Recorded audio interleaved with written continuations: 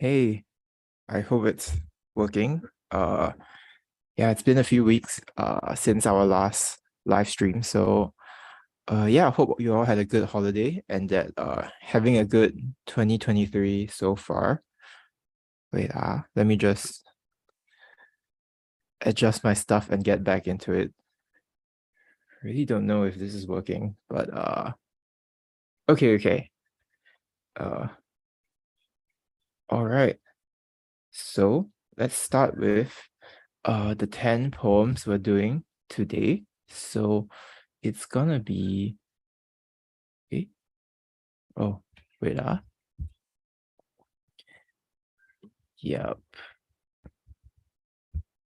All right, so we're gonna be continuing with this Du Mu guy. Um, yeah, if you remember from last time, right? I think at first I was not very sold on this guy, but then I think starting to find him quite cool. So we do have a few more for today. Hopefully, it'll turn out to be interesting. Oh, one of you says hello. Hello. Okay. All right. Uh, it's been so long. I feel so I feel like so out of shape. Like wow, I can't remember how I used to do this. But anyway, yeah. So this poem, right? Um it's called In the Autumn Night or 秋夕. So first I'll just read it out. 银烛秋光冷画屏，轻罗小扇扑流萤。天阶夜色凉如水，坐着牵牛织女星。Her candlelight is silvery on her chill bright screen. Her little silk fan is for fireflies. She lies watching her staircase, cold in the moon, and two stars parted by the river of heaven.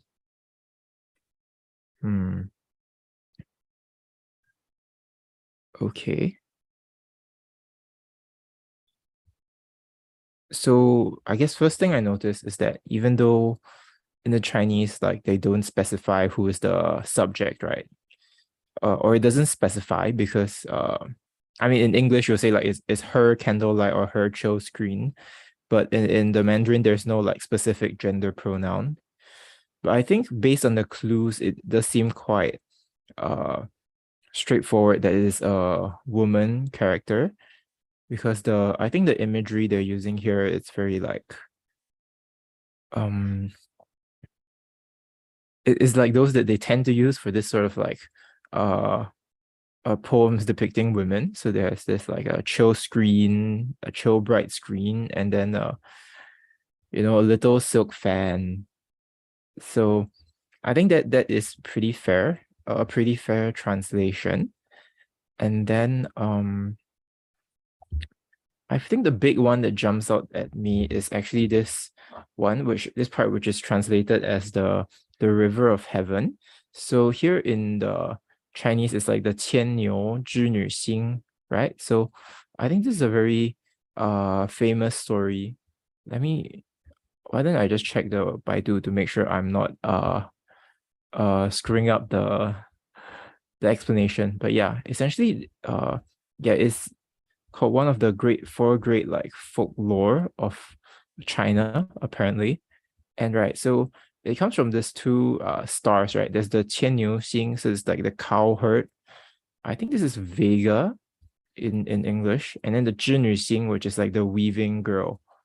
Let me just check the English name. Oh, so Vega, I mean the cow herd is Altair, and then the weaving girl is Vega.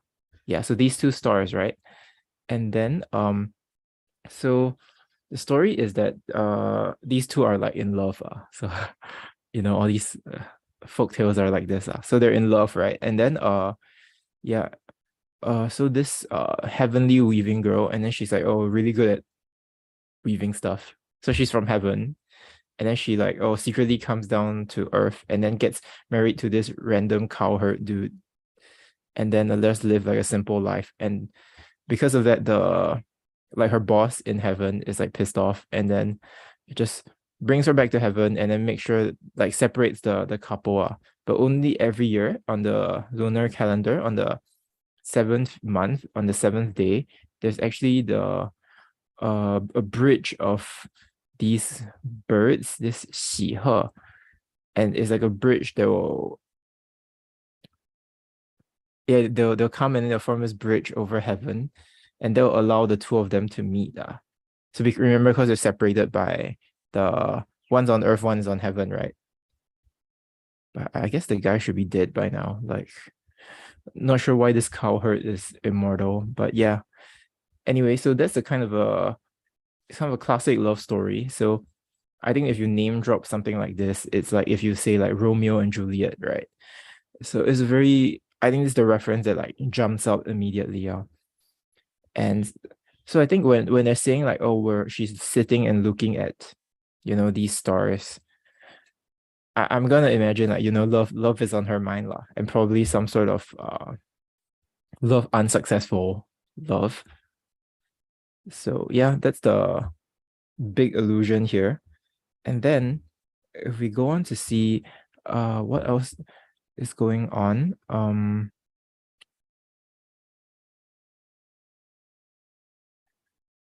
I'm not sure if this is a stretch, but well, okay, so I think the staircase, it probably is a reference to the bridge, right? The bridge formed by the birds in the story. Seems a bit too much of a resemblance to be coincidental. So she's looking at the staircase. Maybe it's a real staircase, maybe it's just like imaginary, but yeah, she's looking at this staircase, and then yeah, so she must be thinking about love in some way. Yeah. And I guess just one more note is maybe the fireflies. The fireflies here seems really interesting. I wonder if it's meant to be like a substitute for the birds that form the bridge in the story.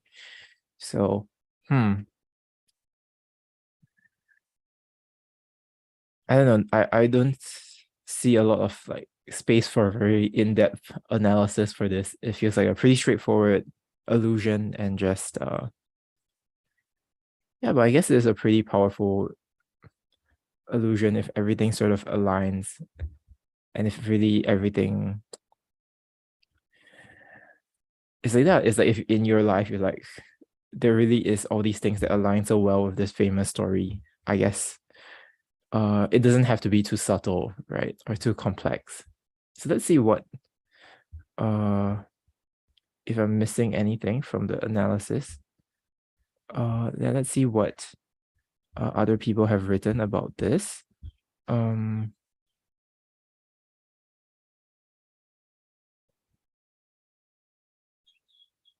Okay, so people think that there is this actual staircase that is lit by the moon. And oh wow, there's even a painting. I don't see a staircase though. Right. Okay, so this is the classic palace poem, exactly. Hmm.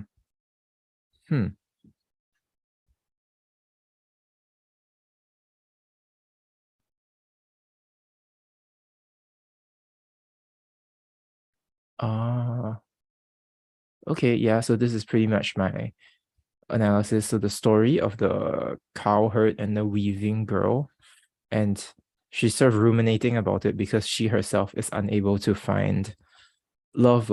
Like even though the cowherd and the weaving girl, they can meet once a year, which is like not much. But even though that's not much, like the palace girls are these servants, female servants in the palace, they're not able to find it in their whole lives, I guess, because they're not allowed to date. Yeah, I guess, to put it that way. Yeah, so there is this sense of longing, right? So I think it's interesting when he says that, even this story where it's meant to be like, it's like, oh, it's like a symbol of separation. I guess it's interesting that here it's used as a symbol of like that there is even something beyond her capability, if that makes sense. So in other words, it's like it's such a low bar, but then her own life, even her life, like fails to clear such a low bar, It's like, yeah, yeah. So pretty interesting. I think quite a yeah, when you put it that way, it's quite a creative take. And let's see anything else. Hmm.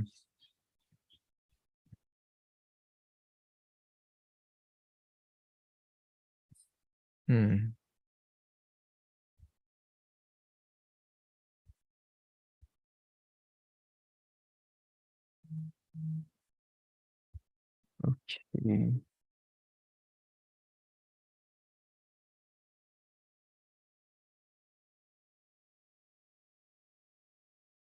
Well, I think that's pretty much it. But yeah, pretty interesting scene that's being depicted, and yeah, quite a good poem.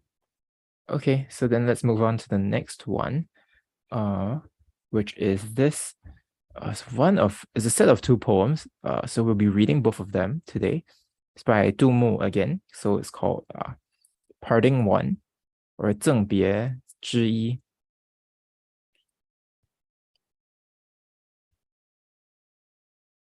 So just checking all the pinyin in case I screw it up. So 乒乒袅袅13余，豆蔻梢头2月初。春风十里扬州路，卷上珠帘总不如。She is slim and supple and not yet 14, the young spring tip of a cardamom spray on the Yangzhou road for 3 miles in the breeze. Every pearl screen is open, but there's no one like her. Okay, it's kind of young, but okay, gonna give you a pass here for different cultural norms. Okay, so yeah, not yet 14 and currently very pretty girl.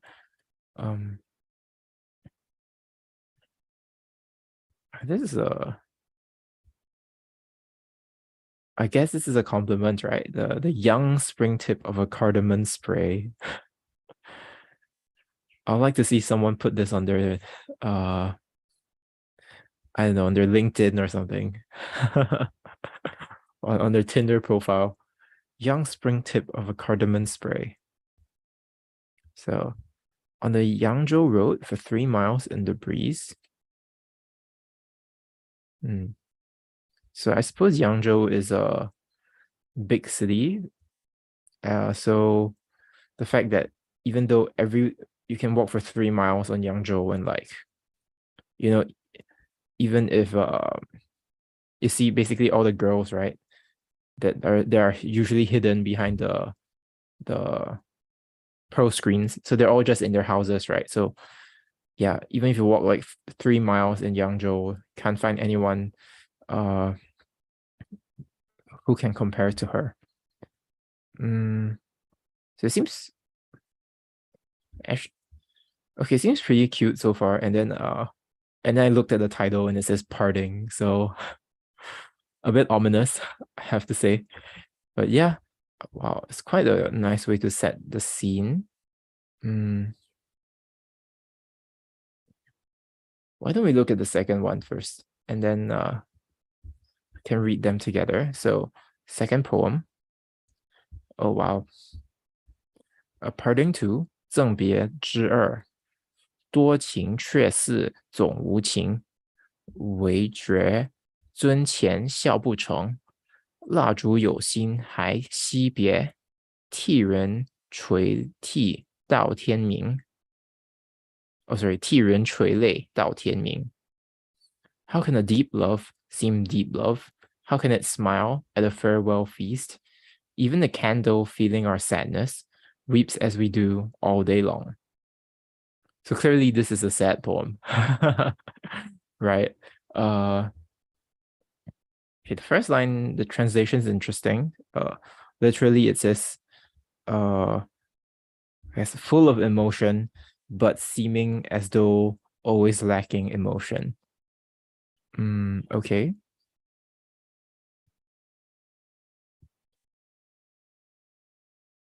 Interesting. And then how can it smile at a farewell feast? So, hmm, I wonder why. Is this farewell feast just between presumably the couple, or it's a more, or is it like a, like an actual big feast with like a bunch of people and then they can't really, be as intimate as they would like. So kind of curious about this. It's just this, it's before a wine jar, right? When you say farewell feast, it's literally just before the wine jar here. So it's interesting, kind of, yeah, kind of interested about the setting here. And then the candle, feeling the sadness, weeps as we do all night long. So with that, now it seems like it is more of an intimate thing. Like maybe they're just the two of them drinking together. But I also wonder if that's even possible, given like the social norms of the time. Like, is it even possible for them to just have like a night drinking together? And also, obviously, I'm reading this as a romantic thing. Let me see what if that's a different take that's going on here. Ah, okay, okay. So,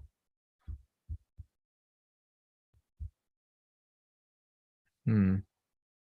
Okay, so this is not just any girl. This is a singing girl. Uh, and that's why he says that uh for the Yangzhou road, there's no one who compares to her because presumably that's like the entertainment district. Okay, that makes more sense because then that's why it's possible for them to be drinking together all night, right? Okay, that makes sense. Uh, okay, with that riddle solved, let's go back to the first poem. I wonder, mm, it's like now that you have the context of the second poem where it's like the parting, I wonder if the first poem seems a bit takes on a different air. So reading it again, oh geez, she's 14 and she's like a singing girl. That's uh okay. Anyway, but okay.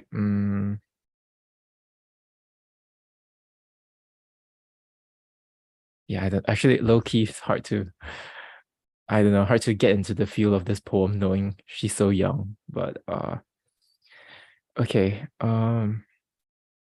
Yeah, okay. So he really did dedicate the first half of this poem just to the, I guess, praising this girl. But I don't know. I don't know. I don't know if this serves as like really good praise or it seems weird to me that only the first two lines are about, how the person herself, I guess. And then the second two lines are just about, comparing her to others. And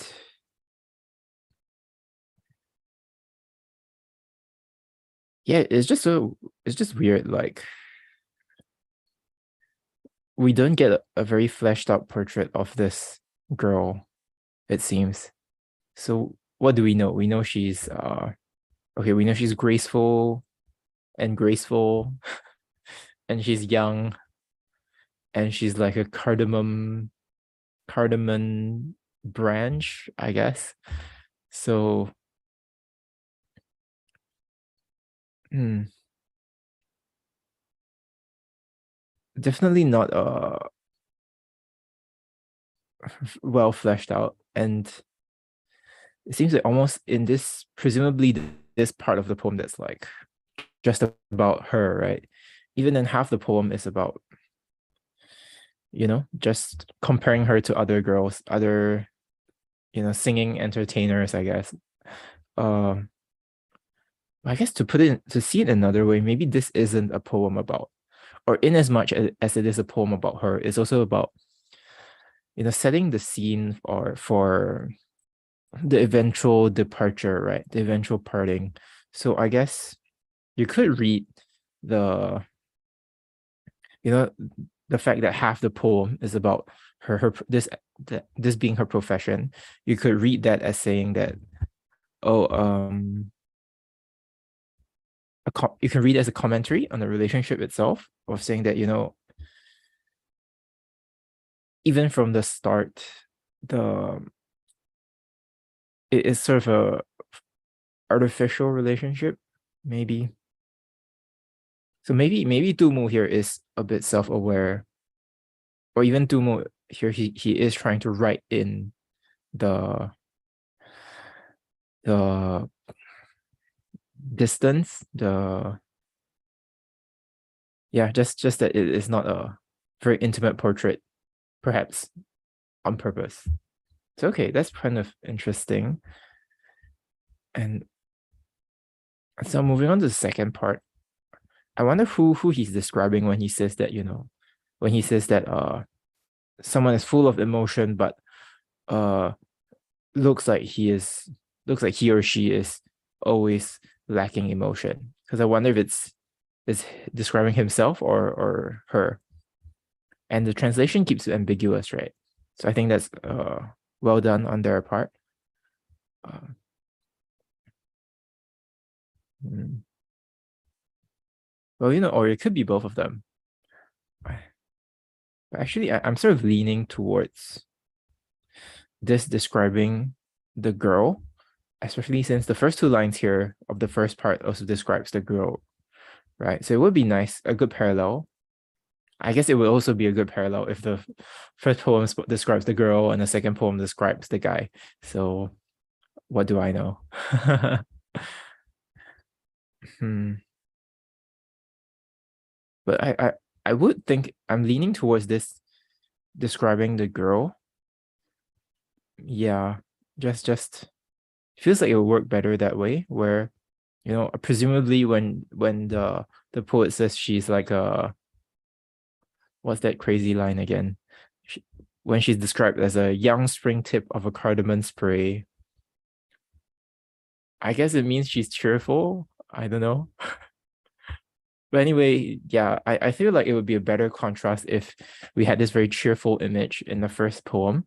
And then in the second one, uh, it continues, right? Things like, it says like, oh, she's usually very energetic, very like lively, but now she is acts as though she's dead inside, pretty much.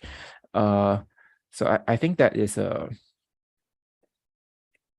think that would be a better reading, but I can also see how you can read it as this is the poet himself, where maybe he always has a lot of feelings towards this girl, and now internally he feels like it's all numb. So, or it could be both people describing both at the same time. So, interesting line here. Mm. And yeah, the second line is really continuing this idea, right? So yeah, just in front of the drinking cup, they cannot break out into a smile. And then yeah, and I guess the last two lines is really the sad part. I think it's interesting when it says that it's, even though here it says weeps as we do all night long in English, I believe in the Mandarin it actually says in the Chinese it says it substitutes the crying, substitutes the people crying. So I think it's actually more poetic if they don't cry, like or it's so traumatic that they don't cry, and is this inanimate object that is crying, or it's like Beauty and the Beast, I guess, all the another candlestick and like doing everything. But yeah. Or I think it's somehow more powerful when, or at least it's different when you say you have this poem where the emotions are so strong that you end up not feeling anything. And so you want to cry so much that you don't even cry. So yeah, I think really interesting pair of poems here. I wonder if any of you have any comments. Oh wow. Uh eh? She says the other person can't be heard. Huh. Oh, is there another person in the chat, in the call? Oh no, it's just me. It's just me. Yeah, in case you were wondering. Yeah, my friend, she apparently can't make it today. So one man show for now. Okay. So yeah, and do put in the chat if you have any thoughts on this. All right, I'm just gonna go and see some people's remarks on this poem. I spent a lot of time on this, but it's good. I really like this. Yeah, actually the line on the, I know I make fun of this line, the young spring tip of a cardamom spray, but it's really good. 豆蔻梟头，2月初. It's really good, yeah.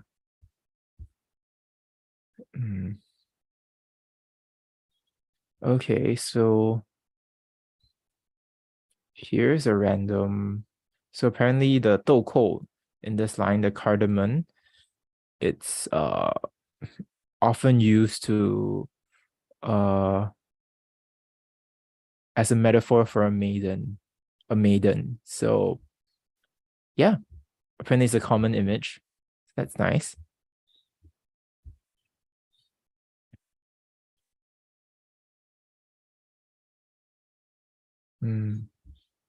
Okay, let's see. Kind of pretty much matches what we've said so far, but a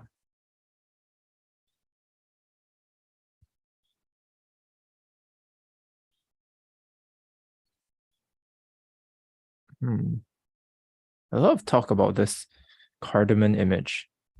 Let's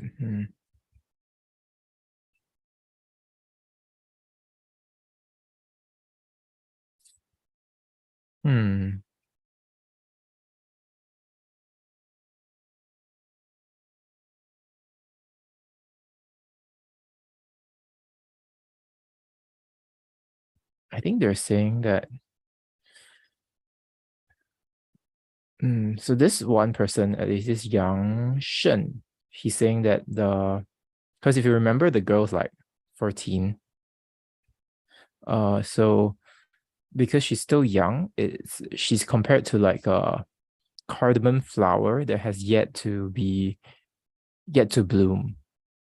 So I guess this critic thinks part of the appeal is that she is still immature, I guess. Creepy, but okay, different cultural norms, but yeah, a bit kind of predatory vibes. Poetically, it's well written, I guess. Gotta give them that. Yeah. Okay.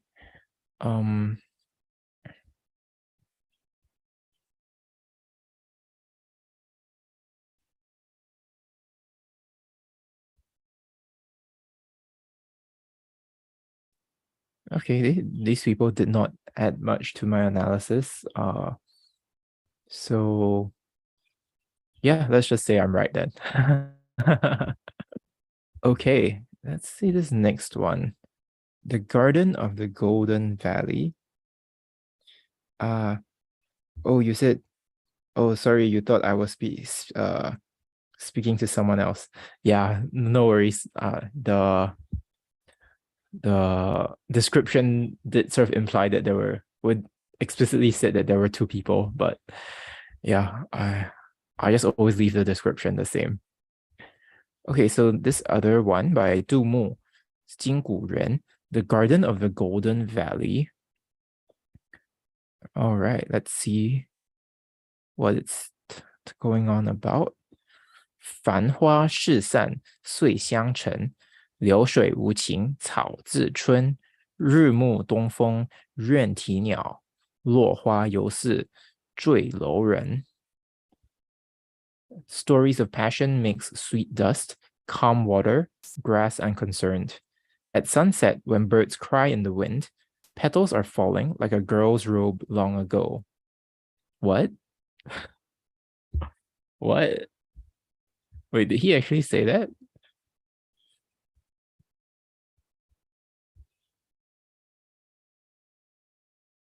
What? Hey, this last line is a bit weird. Because in English, it sounds like he's saying, like the image of the girl's robe falling, which is kind of sexual, right? But it's kind of in the Chinese, I guess. Let me just check. What's this note?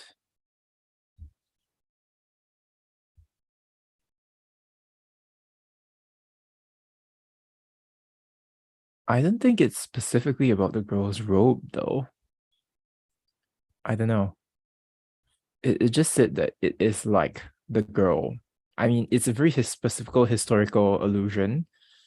Because this literally says like, so the falling flowers are like the person who fell off the building, which apparently is an allusion to a specific concubine in the, I guess, the 3rd century. I mean, she died at the start of the at year 300 lah. So she's called Lü Zhu, and let's see what's going on. So this is a while back lah, quite a few centuries before the poem's composition, right? So it is a historical allusion. Okay, let's see what's the story here.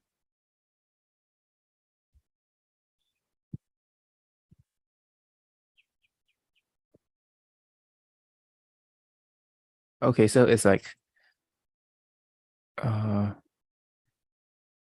it's not a, I don't think this is the emperor's concubine. It's some official, maybe.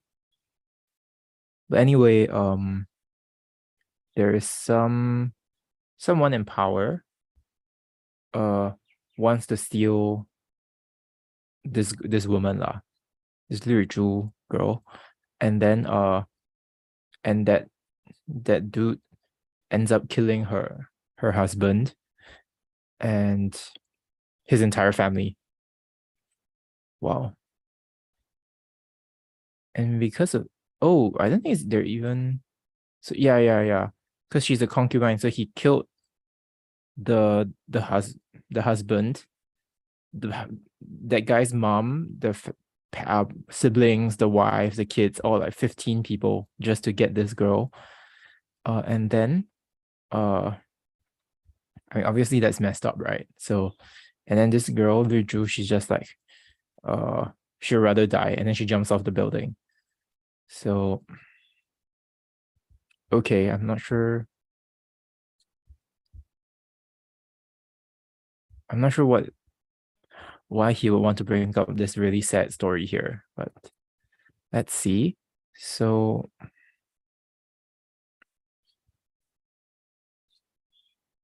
okay, so the first line opens with stories of passion. So I guess that does seem to make sense, right? This allusion. So stories of passion make sweet dust. Calm water, grass unconcerned.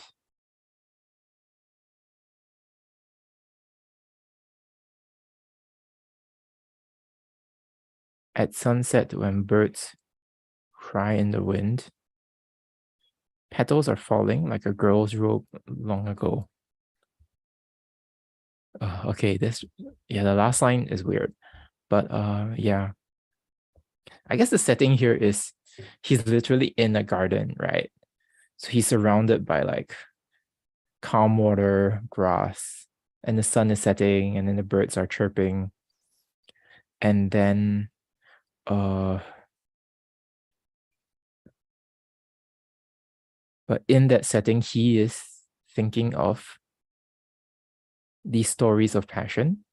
I guess the poem opens with stories of passion. So maybe it could even be like he's thinking of, it's already on his mind. That's why he comes to this garden.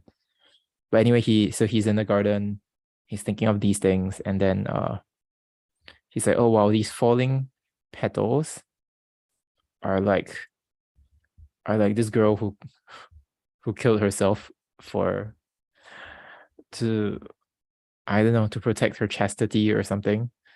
Hmm.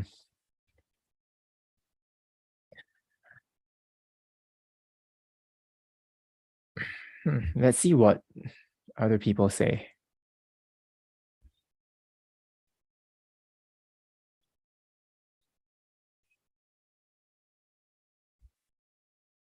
So here's one interpretation.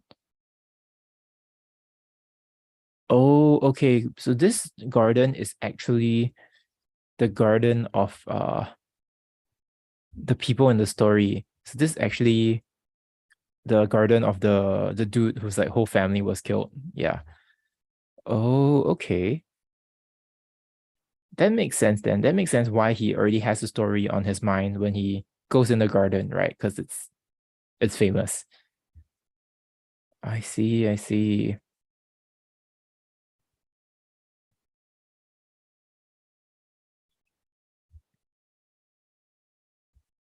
Okay. Ah. Okay, that I feel like that contextualizes the poem very differently. So it's saying that,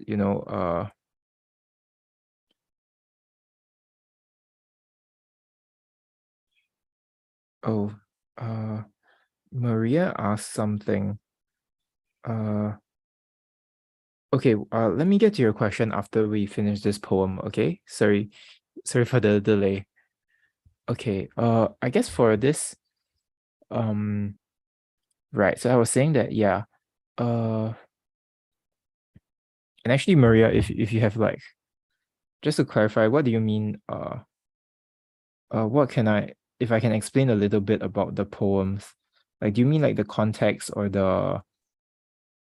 I don't know, the form or the structure? Yeah. Or do you just mean the specific poems that we're talking about?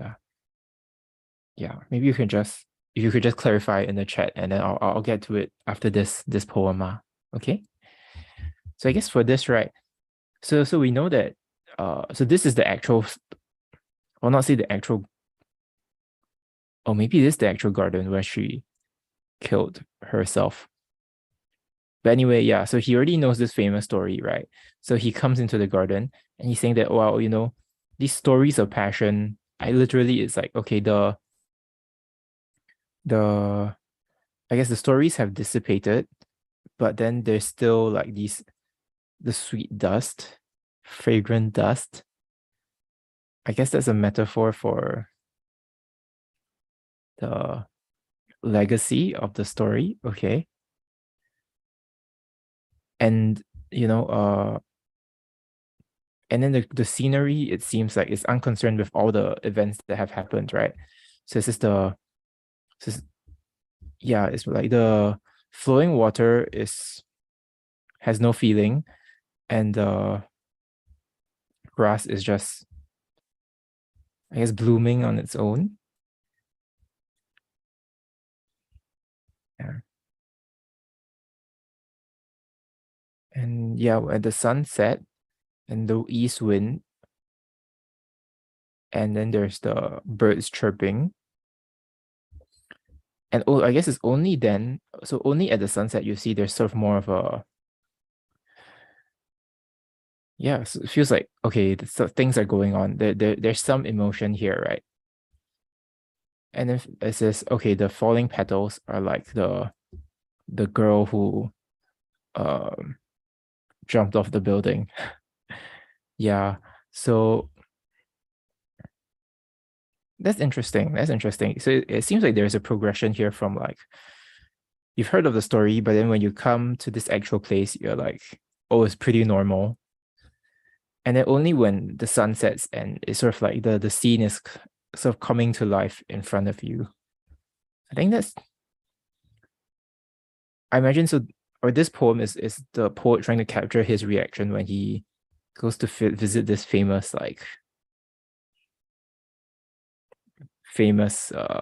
historical landmark, I suppose. I guess it's like if you go to what's a good example?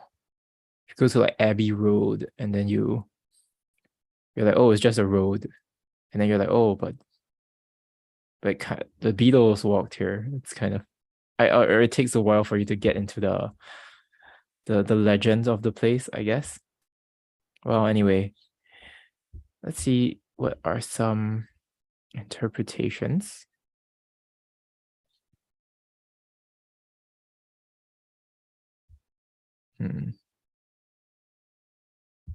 Oh, not much.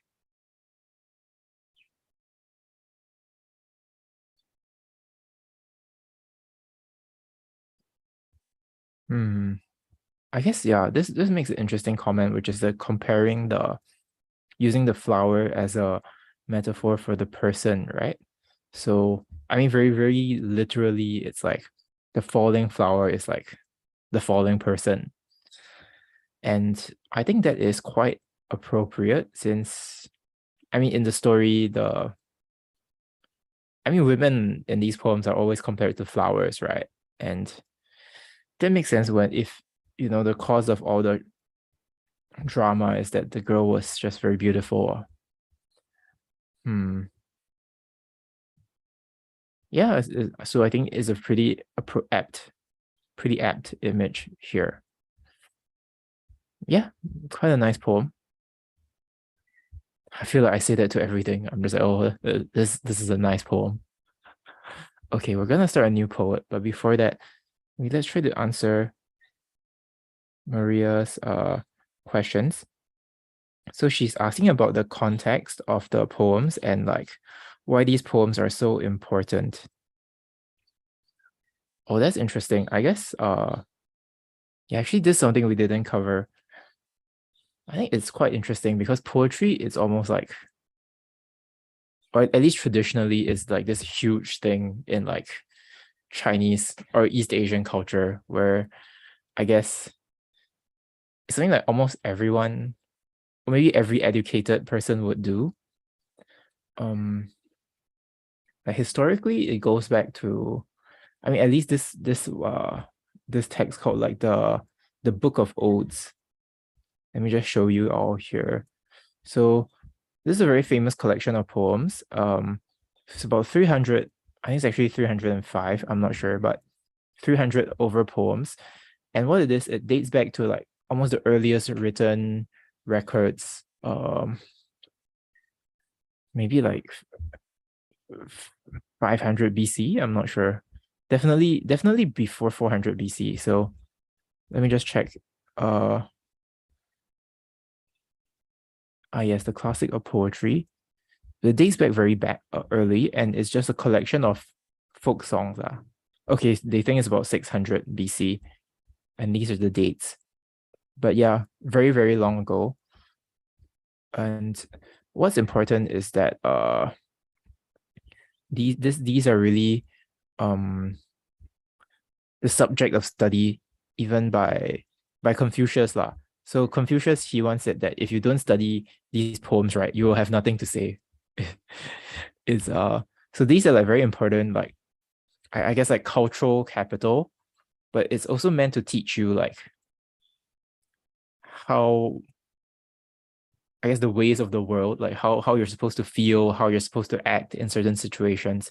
So I think poetry has been given this very high place in Chinese culture, even from like, I guess, right from the start.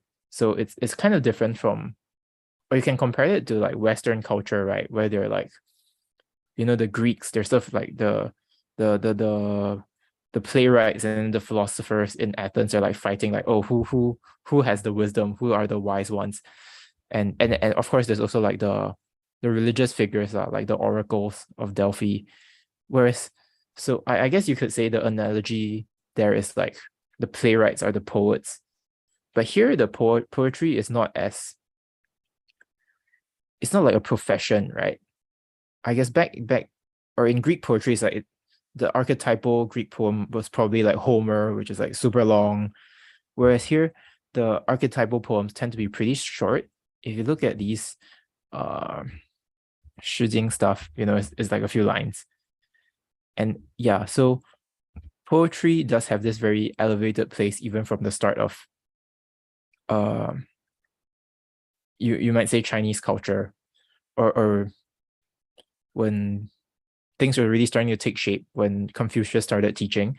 And so from then on, so on the one hand, it's like this collection is regarded as important, this book of odes. So since it's a collection of like folk songs, it's also meant to be like tell you how the people are feeling. So it's saying in some sense like poems are like political, it's like political polling, like where sometimes you'll be like, oh, nowadays you have like news reports like, oh, this candidate is how many points ahead of another candidate in like an election. So this is also plays a kind of a role like that, where it's like, oh, if the people don't like the emperor, they would like, I mean, there aren't emperors back then, in the Shijing era. So, the emperor, they don't like the king, then they'll complain in their song or something, right?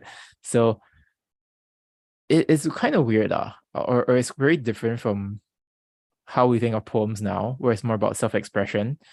And of course, these are also mediums of self-expression. So then there's also that aspect where it's like, I think there's also this way of thinking about a poem where it's like trying to capture a moment. So it's like nowadays you take a photo or a video, but you don't have that. So you write a poem instead to sort of really capture like important moments in your life. And so again, this is something that every educated person would do back in the day.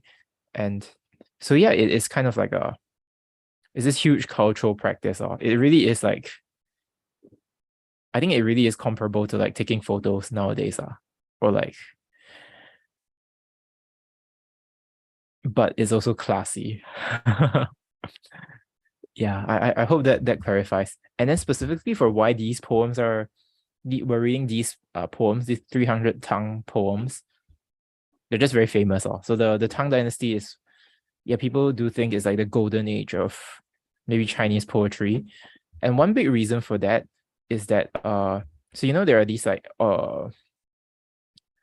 official imperial exams, right? Where it's like if you pass the exam, you can become an official, and then you get tons of money and like clout, like social status.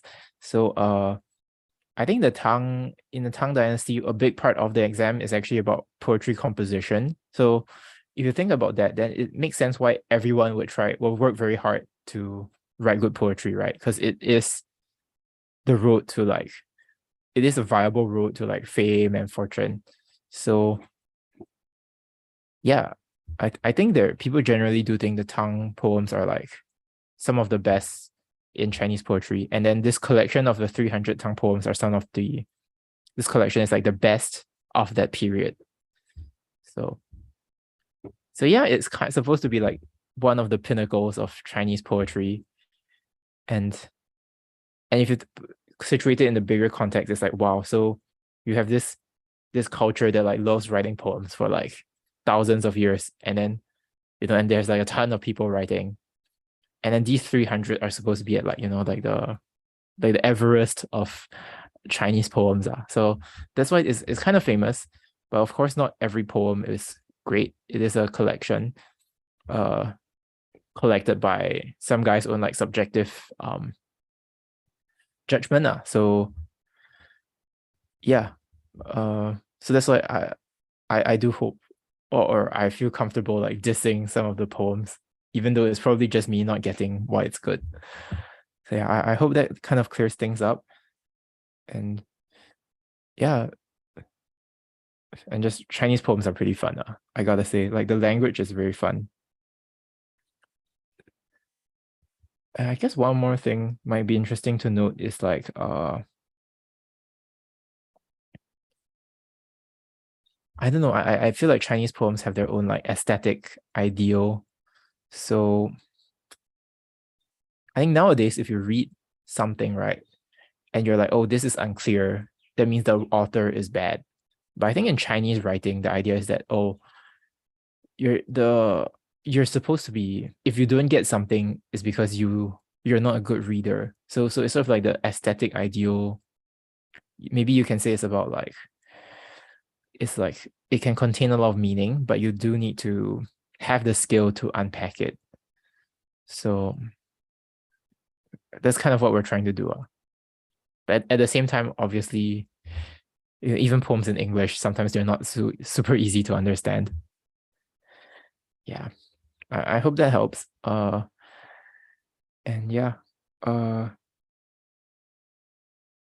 oh, and you say it's interesting, and then it's okay to diss them because yeah, people and times are different. Yeah, I think so. Actually, just now that I don't know, man, that so weird. His like obsession with this 14-year-old girl. I mean, not saying this Tumu guy is like a pedo, but yeah, I guess the I guess some poems age differently. Yeah, let's just say that. Yeah, and actually moving on to this next poem, right? This is also supposed to be a very famous poet, so about the same stature as the Tumu, who we were just reading. So this is Li Shangyin. Um, yeah, let me get some water and then we can start on this new one.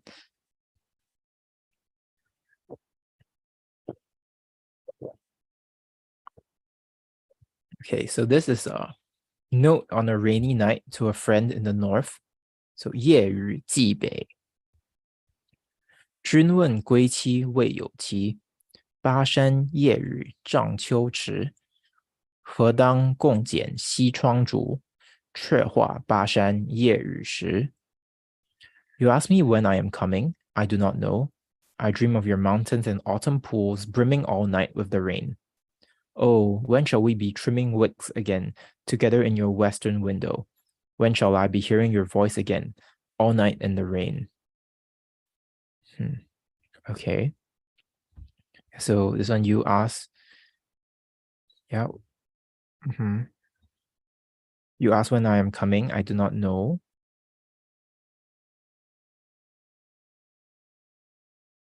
And I guess this next one, he's sort of imagining his friends' um surroundings, right? And it's raining. I don't know if it's the like, the gloomy atmosphere there. So this one, the when shall we be trimming wicks again? So it's like when will we? It's like it's part of the candle, right? So I guess it's just like they're spending the night together, talking, and he's sort of remembering this small thing as like there's like a fond memory between them, right? And finally, yeah. So when shall I be hearing your voice again, all night in the rain? Yeah, maybe his friend lives in a very rainy place. Or note, but it says write note on a rainy night to a friend in the north. So maybe the poet himself like is raining where the poet is, and he's sort of imagining it like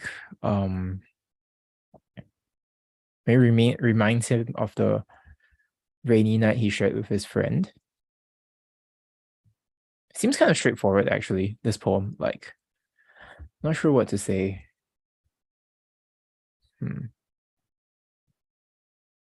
What would what would this be? I wonder if there are any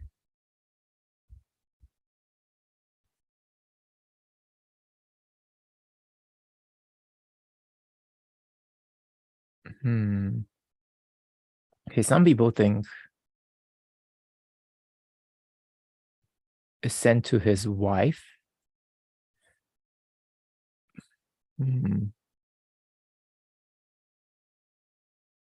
Right, but actually nowadays, yeah, there was a theory that it was sent to his wife, but now people think it's actually just sent to his friend, a very close friend, which would, I guess both would make sense because, talking up all night is kind of intimate, and it's similar to the previous poem, right? Where it's, like kind of a semi-romantic relationship, and they're also talking all night. So, but yeah, I think at least in this context, it's about speaking with a friend, or sent to a friend. Yeah. I'm not sure what the rain is doing here. Why he keeps bringing up the rain. You see, there's also quite a bit of repetition here, by the way. It's like he keeps talking about this place where the friend is, right? This place called Ba Shan or Mount Ba. So he repeats it twice, and then he keeps talking about the night rain. He repeats it twice as well. And I think that's noteworthy because, I mean, there's only there's 4 lines of 7 characters, right? So there's 28 characters, and then you repeat it twice. That's a pretty big percentage.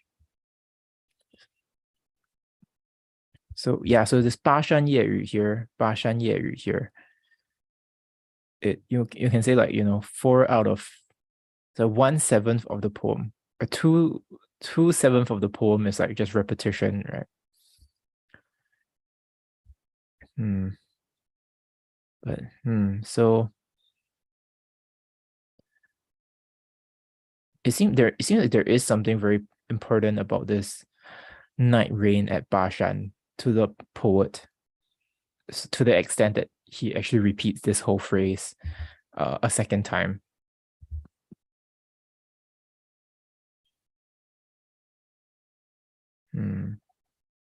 Just checking the chat again in case I miss anything.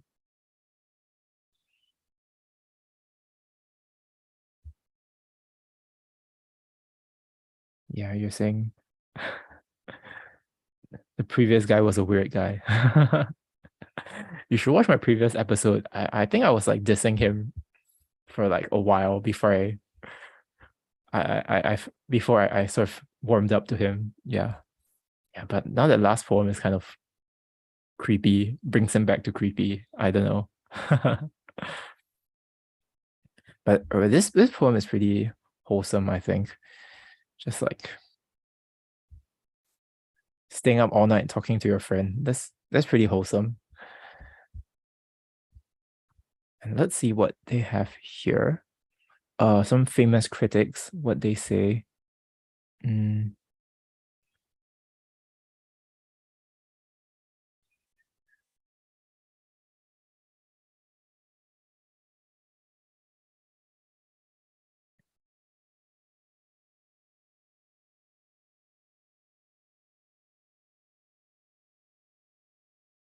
So this one, this critic says that by being so specific about the mountain and the night rain, and then them cutting the wick, them trimming the wick in the night, and by giving these particulars, it makes the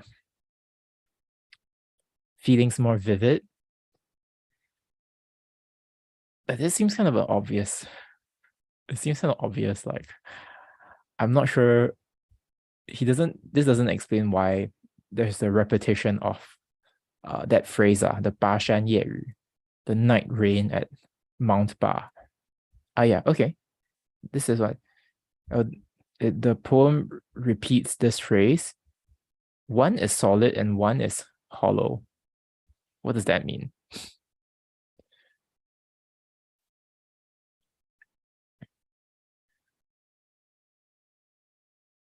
Okay, because that's interesting. So this is because the first time it's used is actually about the image is trying to conjure up the image of this Bashan, Mount Ba and the night rain. But in this second time, Oh, I noticed this actually isn't in the translation. Sorry. So the second time the line goes like okay, maybe we start with the third line. So, oh, when shall we be trimming wicks again together in your western window? And then yeah, and then literally this would be like and then we will be talking about uh we will be talking about that time when there was a night rain at Bashan. So I guess the second time Bashan uh this phrase is actually brought up in the context of a dialogue, which may be why the critic says it's hollow, because it's a reference to something actually then instead of about the thing itself, if that makes sense. So it seems almost like a self-referential poem here. Like,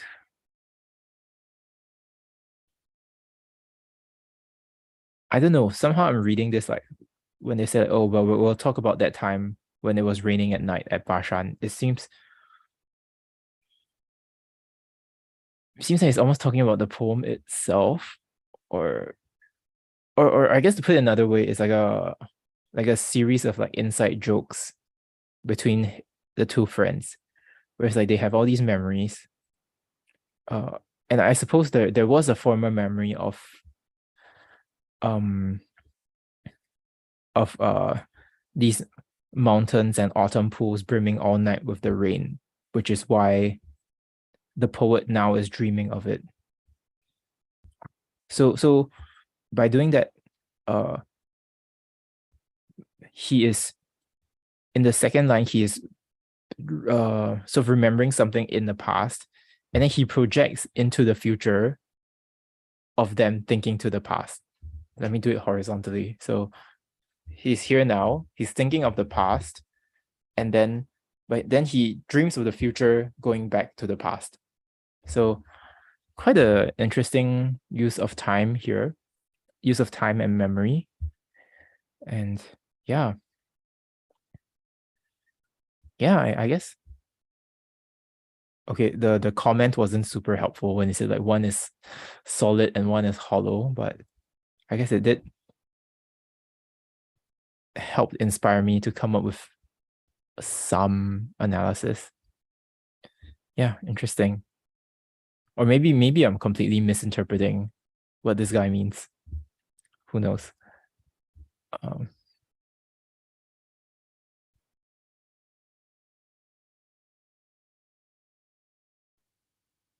okay, I don't see anything else worth commenting on. But yeah, pretty interesting poem.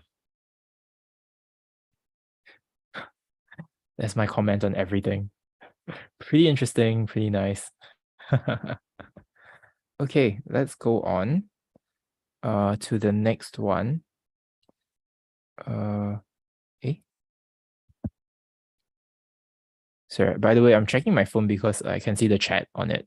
So, all right. Oh, actually, let me just close these tabs and I will be here. 299. So we're about starting the second half of today's stream, since we've already been through 5 poems. Okay. So this is by Li Shangyin again, the same as just now. And this is a message to Secretary Ling Hu. So 寄令狐郎中，松云太树久离居，双里迢迢一纸笔。休问良人旧宾客，茂林茂林秋雨并相如。I am far from the clouds of Song Mountain, a long way from trees in Qin, and I sent to you a message carried by 2 carp. Absent this autumn from the Prince's Garden, there's a poet at Maoling, sick in the rain. Okay, so there's Okay. It's very self-consciously a message, right? It even references its status as a message. So it's almost like you send an email, it's like I am writing this email because blah blah blah. So interesting.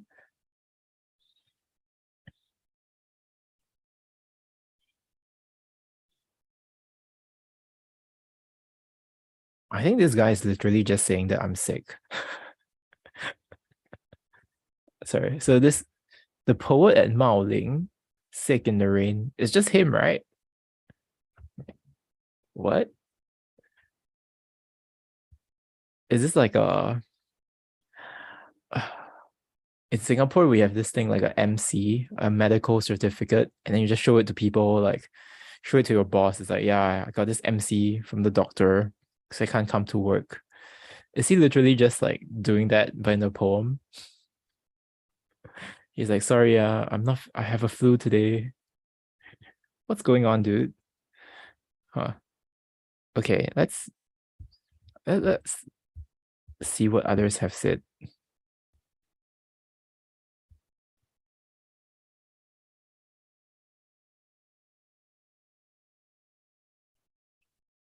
Hmm.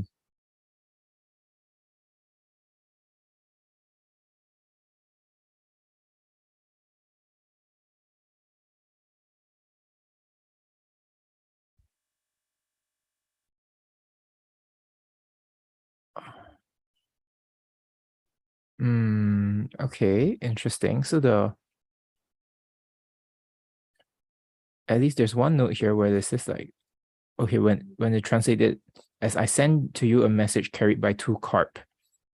So obviously fish don't, there aren't messenger fish. So uh the one note here says that the two carp is actually uh allusion to this old poem where carp is it means a letter. This is because I actually read this poem in class, so quite cool. But actually in this poem it says that the person received two carp, these fish, and then when cooking it inside there's a writing. So there's a letter inside. So here when he's talking about the carp, it is making an allusion to this poem. Yeah. So strange allusion, but I think that clears up one mystery from this poem.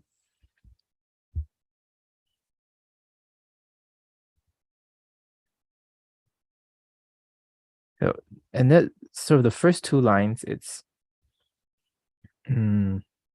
emphasizes the first line emphasizes the distance, and then the second line is about how the distance is bridged through their writing. Yeah. And I'm sort of curious why the use of the two carps, maybe is it meant to sort of mean something about their connection?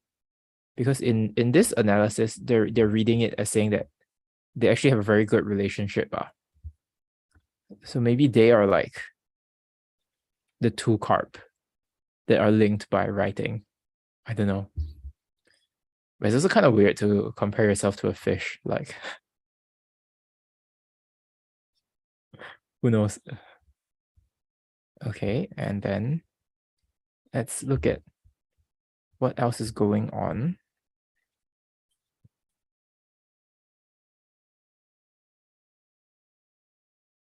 Okay. Uh,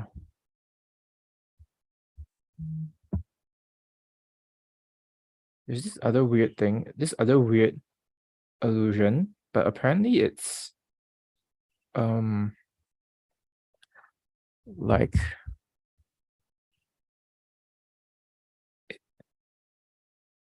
yeah, I don't know. There's so many allusions to this. So this Liang Yuan, right? It's supposed to be a prince's garden back in the Han Dynasty. That's like 200 BC to 200 AD. So that's pretty long ago. But anyway, he is supposed to be an allusion to how he, the poet in the Tang dynasty, it's like 500 to 800 AD, right? So it's a few hundred years after. So this is an allusion to him once once visiting uh this dude, Ling Hu, and I guess sort of working under him. By the way, Secretary Ling Hu, secretary is like a high post. It's like a high official post here. So it's not like he's not messaging his like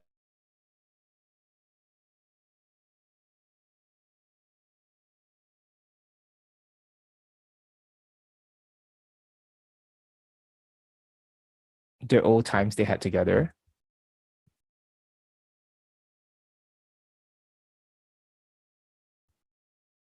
And I guess the last part, he's just like, I'm not feeling too well. Presumably because he misses his friend. Presumably. Or maybe he actually is sick.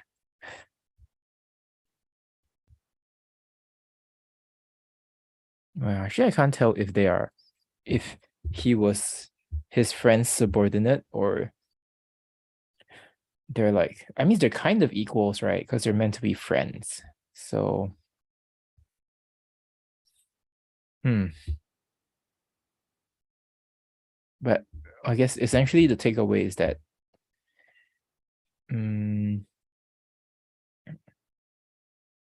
it's sort of a friendship poem again. And yeah,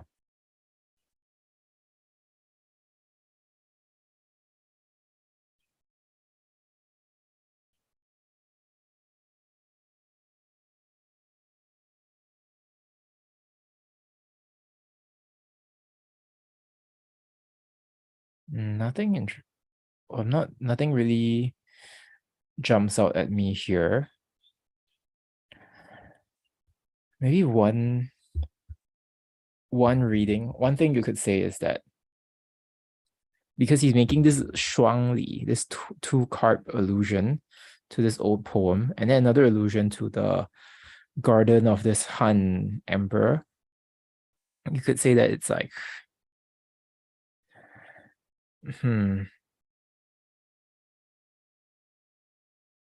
and also this the fact that they're connected by their writing. Like maybe this says something about their friendship, where there's like a shared love of, history and literature and writing. So maybe there's that aspect. Uh, and yeah, I guess if you write a poem to a friend, you better hope your friend likes poems, right? Like, so I guess you could even say that this poem gives some insight into the nature of their friendship. Yeah. Okay. Suddenly feeling really tired. I woke up early for this, so yeah. Oh, Maria, you say maybe he was trying to tell his friend who was in an important job to go visit him since he was sick. Oh wow, that's possible. That's possible. Huh. Well, imagine if people did that nowadays. It's like if someone sent me this poem and then they blame me for not visiting them, like not bringing chicken soup or something, I'll be so annoyed. I'm like, just tell me outright what you want. I guess it makes sense. It's a pretty far, presumably it's a very long distance, so you can't just be like, hey, come here, bro. Like, can't make demands like that. And this guy is a pretty important official, but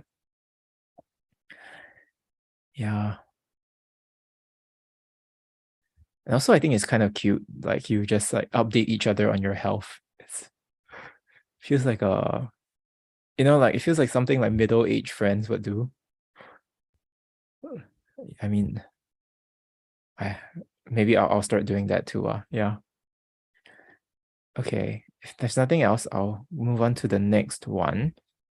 So by Li Shangyin again. This one is called I'm not sure if this translation of the title is correct, but there is only one. So 未有云平无限娇，凤城寒尽怕春宵。无端嫁得金龟婿，辜负乡亲事早朝。There is only one carved cloud, exquisite always, yet she dreads the spring blowing cold in the palace, when her husband, a knight of the golden tortoise, will leave her sweet bed to be early at court. What's with this translation? What? Okay, what's the knight of the golden tortoise? Okay, I don't get it. Let's look at the allusions first.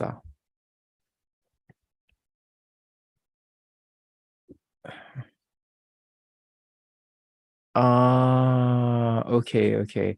So the tortoise is because these officials in the court, they have this turtle pendant, I guess, this turtle decoration. Oh, so, and if you're above like a certain like rank, it's in gold. So here it's saying that her husband is like wants to be a high-ranking official, or at least mid-ranking. 三品 is not very high. Okay, sorry. So there's like 9 grades of officials, if I'm not wrong, and then it's like if you're like from the third lowest, if you're above the third lowest one, you get the golden tortoise. So I guess this guy wants to get into like middle management. Not terrible. Well, I mean, if you're official, you're already like upper management, I guess, but you're the mid tier of the upper management. So yeah, okay. Let's go back to that. Oh, another one is about the carved cloud. It's actually some kind of screen that is used by with cloud patterns and is used by royalty in the past. Okay.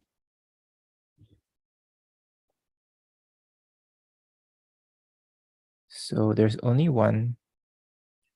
I really think they mistranslated this. This shouldn't be. This is way, not way. Okay, that didn't. That was not a helpful explanation, but I think way would be like.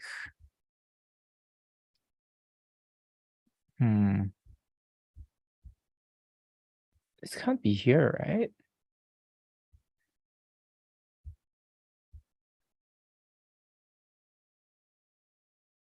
Like, I wonder if you can see this. Let me just type out the character. But I think there's I think the translator was thinking of a different word.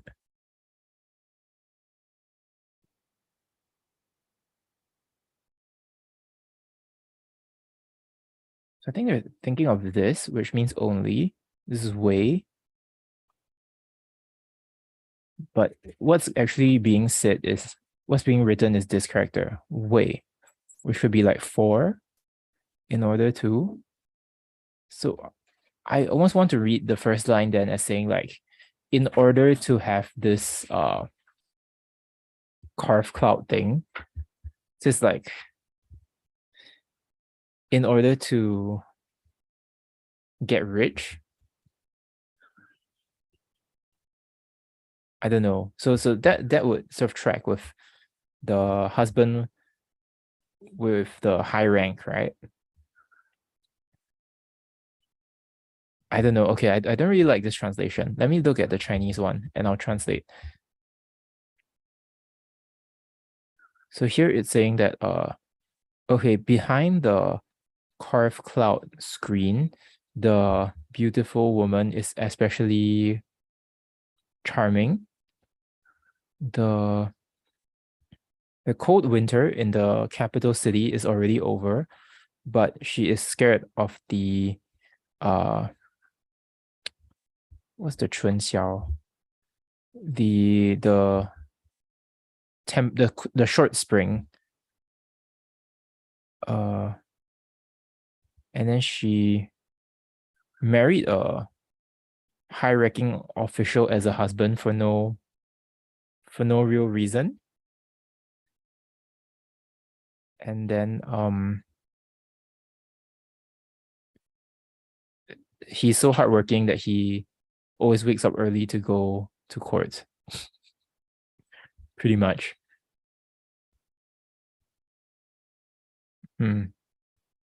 So I guess this is kind of like rags to riches story. And she married this rich dude. I don't know. Wait, what's the point of this?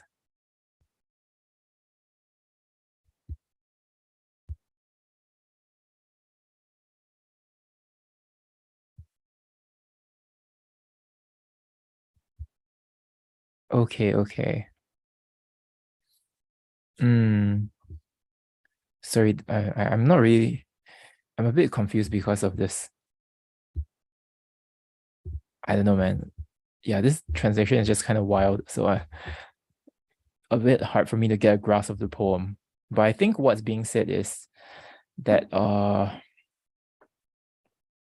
she's just complaining that her husband is like leaving the home so early because she misses him. Pretty much. Okay, so that's kind of cute. So there's this comment which says like, it's just using her. It's like through the complaints, it shows how much she loves him more. So that's pretty nice.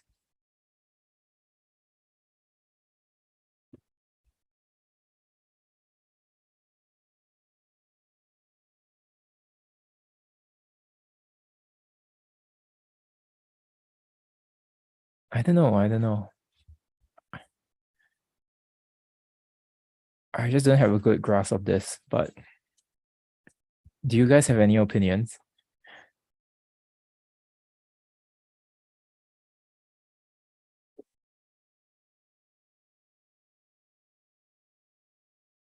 Eh? Oh, what do you say? Oh, you said 为通假字为. There's only one is correct. Oh, you're right.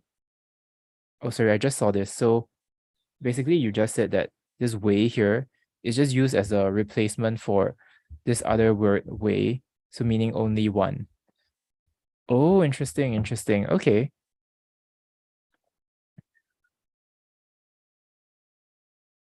Yeah, sorry for not seeing it until now. Okay, if that's the case, so then it makes sense then that there is only one. Okay, so then what would this mean? So there's only one cloud. So she's saying that, oh, because the husband is left the house, then all she has in the room is this cloud panel. And because of that, and then she's just lonely. Okay. That makes sense. I think there's also this other comment that was interesting, which is this 无端 here, right? So just now I translated it when it said like, oh, I married this guy for no reason. Basically, it's like, I think so. This is her ranting. She's like, she's annoyed that he's not there. So she's like, oh, why did I marry this guy? But actually, she likes him a lot. That's why she's annoyed that he's not there. Okay, so this is really cute. And then she's also flexing that he's like a high-ranking dude. So I mean, so the if you put it in modern terms, it's like, oh, why is my husband a CTO? He's always so busy. Why is my husband a doctor? Never get to see him. That kind of idea is like you're kind of annoyed, but you're also like proud of them. So, okay, that's quite cute. I'm starting to like this more. Yeah. Okay. Oh, and then yeah, and on Neck, you also said that you want to hop on a call with me. Actually, yeah, maybe you should join the Discord. Like, I haven't been using the Discord much, but I want to be more active. Maybe I should do a poetry channel in the Discord and then people can chat. Yeah. I don't know, man. I'm like this. I'm just not good with all this tech stuff. Or I mean I am actually, but I just don't understand Discord very well. So if any of you have been on Discord and I ignored you, I'm really sorry. I have no idea like how it works. Okay, maybe I'll go on to the next one. Also, I guess it's a bit dark. Not sure if you can see me well, but let's just finish today's poems first lah. Okay. So this next one, by the same guy again, Li Shangyin. So it's about Sui Palace. So Sui is a dynasty right before the Tang. So it's right before the dynasty in which this poem was written. So 岁公诚心难游，不戒言，九重水省见书寒。春风指国载公瑾，半作障泥半作帆。When gaily the emperor toured the south, contrary to every warning, his whole empire cut brocades, half for wheel guards, half for sails. Okay, this looks like a historical allusion, so I should look at what's going on.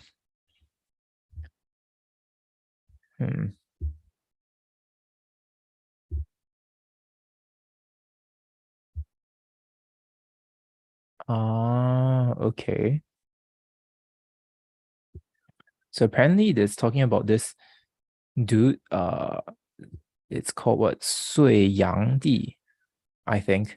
Basically this emperor of the previous dynasty. And he wanted to like just go have fun he wanted to tour his empire and like enjoy himself. And then because of that, right, it actually brought like economic ruin to the empire.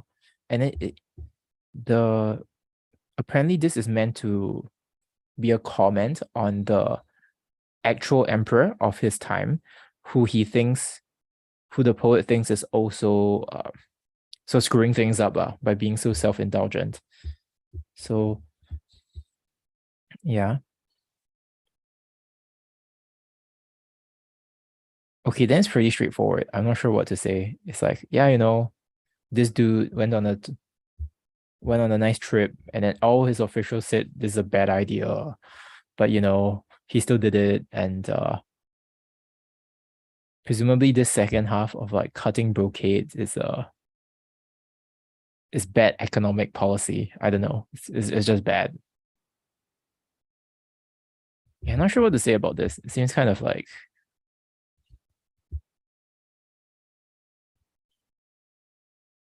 I don't know. I just don't really like these political poems. Like it's maybe it doesn't match the current moment. I don't know, but yeah, it just doesn't hit very hard for me right now. So let's see what are famous things being said. I mean, what famous critics have said. Oh, you asked what's the Discord server? One of you. Let me put it in the chat later, okay? Yeah. Or you can also just go check out my channel page. I think it should have a link to the Discord channel for everyone. Let's see. Oh, okay. Dang, I didn't put it there. But if you go to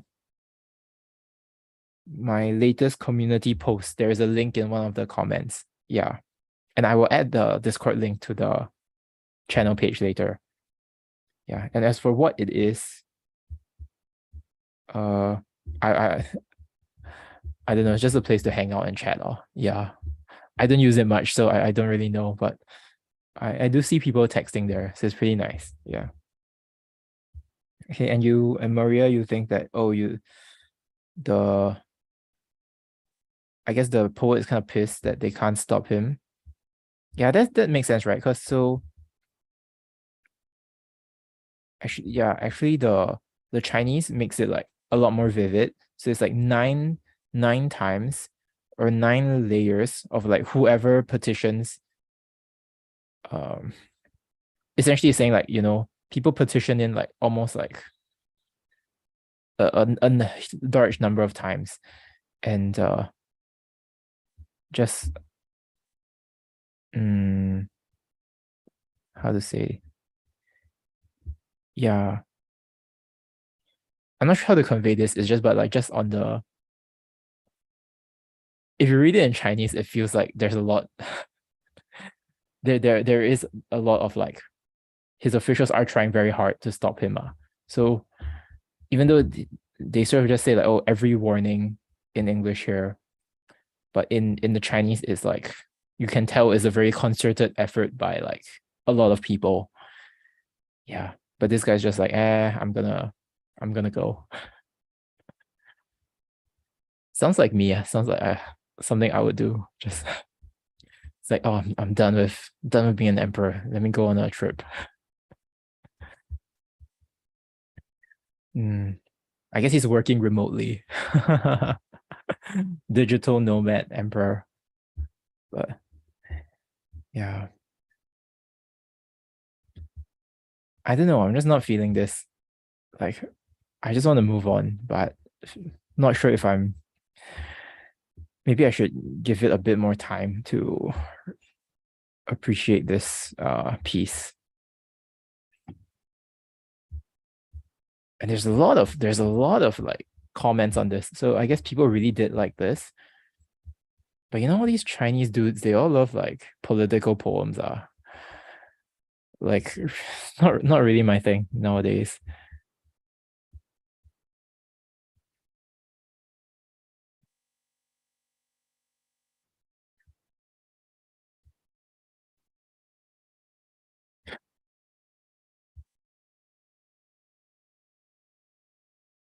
Yeah, can you see, like I'm actually scrolling through so much of like people just like nerding out about this poem. But I don't know. I'm just not feeling it.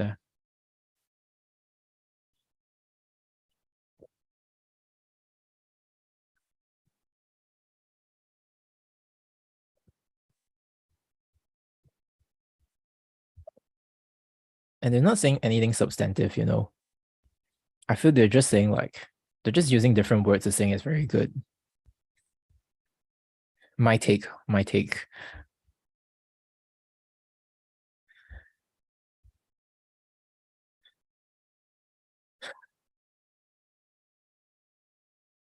If you can read this, I find this, if you read Chinese, it's very funny to me. He's just taking, oh wow, these two characters are so great.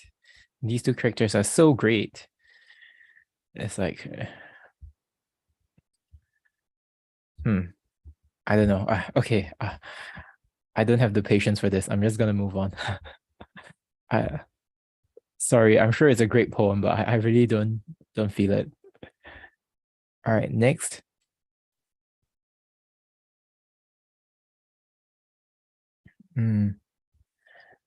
Okay. The Jade Pool, Yao Chi, by Li Shangyin again. Yeah. So Yao Chi阿母，启窗开，黄竹歌声动地哀。八军日行3万里，穆王何事不重来？ The Mother of Heaven in her window by the Jade Pool. Here's the yellow bamboo song shaking the whole earth. Where is Emperor Mu with his 8 horses running 10,000 miles a day? Why has he never come back? Okay, I think this is some Chinese mythology going on. So I need to check Chinese Wikipedia. Okay. I think I've actually read the story then.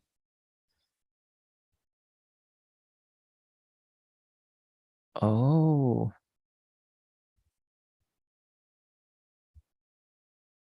Okay, so Mu is this heavenly deity, and then so the story is this Mu Wang, right? This Emperor Mu. He really wants to meet her because he wants to like get the secret of immortality from her. And then so what's the Yellow Bamboo song? Let me check.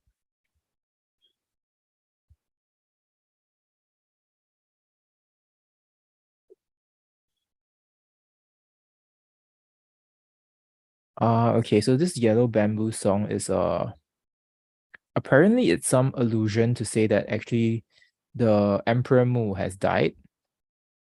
So what's going on is so this immortal, right? She's like chilling in heaven, and then she hears the bamboo song, and it means the Emperor Mu is dead lah. And then so he's like, wow, so this guy, even though he, has like these like very fast horses, um, even with that amount of possessions and influence, he's still dead. So why has he never come back? It's like why I think it's why has he never met the immortal deity again? So this interpretation, the on Wikipedia, is saying that like it's kind of pointless to want to be immortal and that death is unavoidable. But at the same time,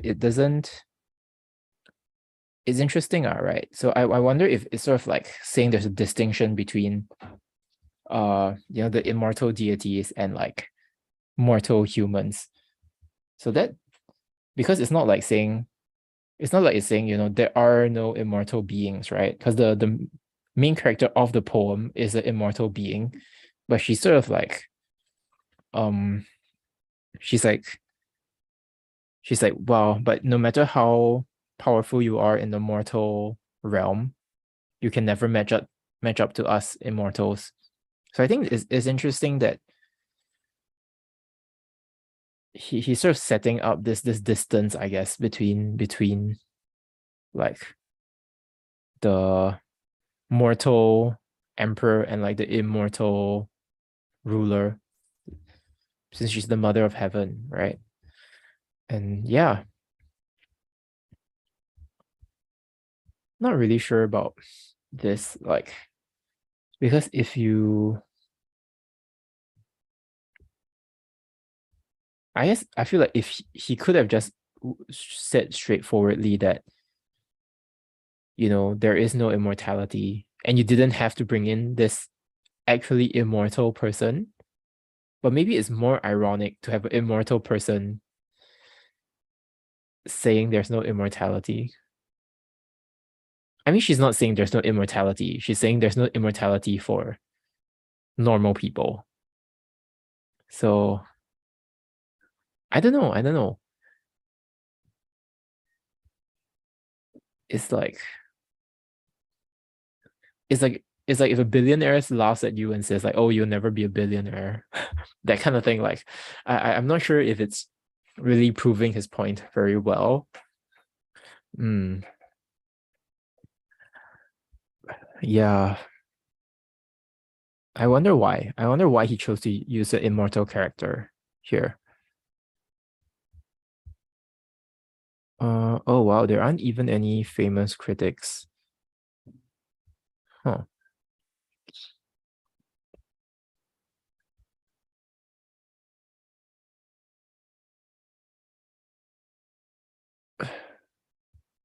I guess in some sense he's not saying, or I guess in some sense he's saying that, you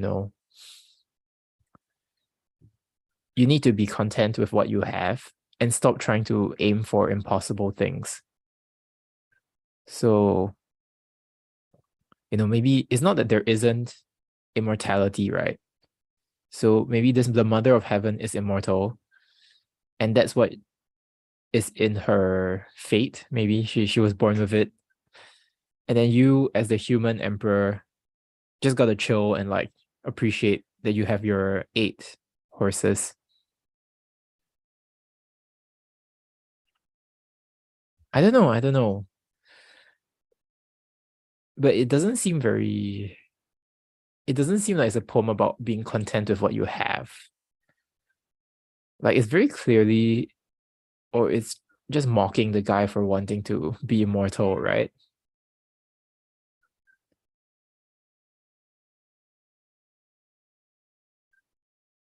Yeah. I don't really like this. Am I just tired? Am I just tired? I don't really like this.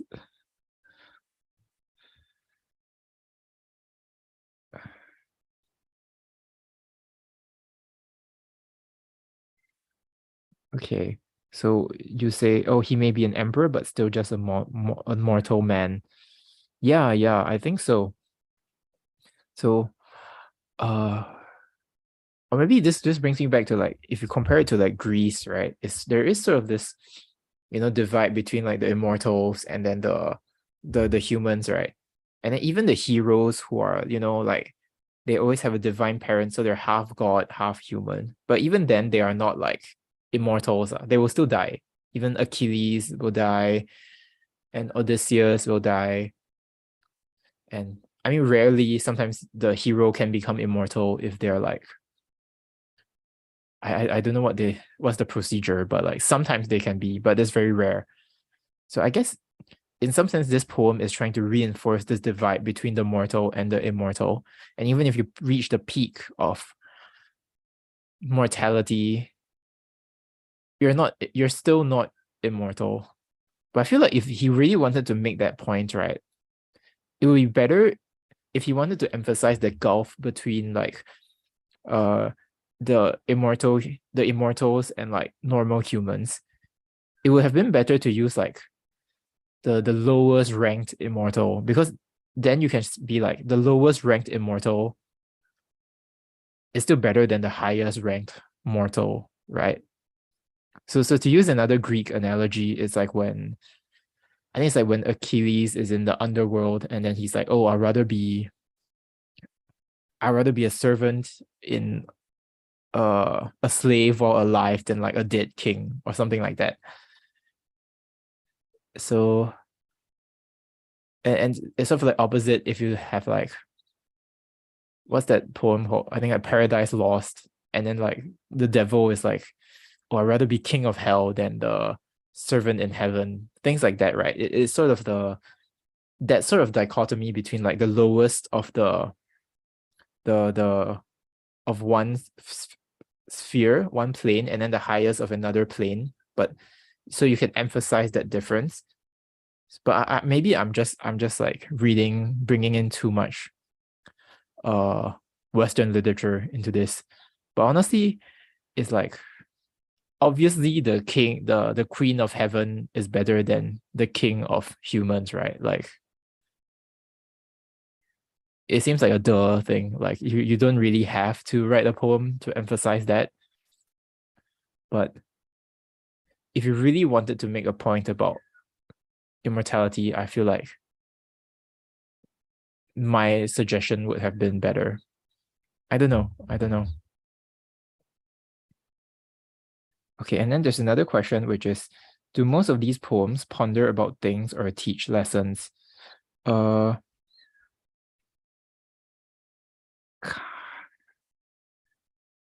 sometimes, I guess.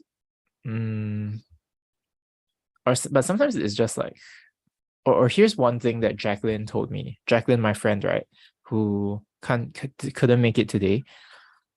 She said like you can think of a poem as like trying to capture a moment, and usually the moment is like uh there's something is going on, and then the poet uh in experiencing that moment, right, the poet has a reaction, and they try to capture that in the poem. So usually as Jacqueline said, is like usually the first part of the poem is like setting the scene, and then the second part of the poem is like the poet's reaction now.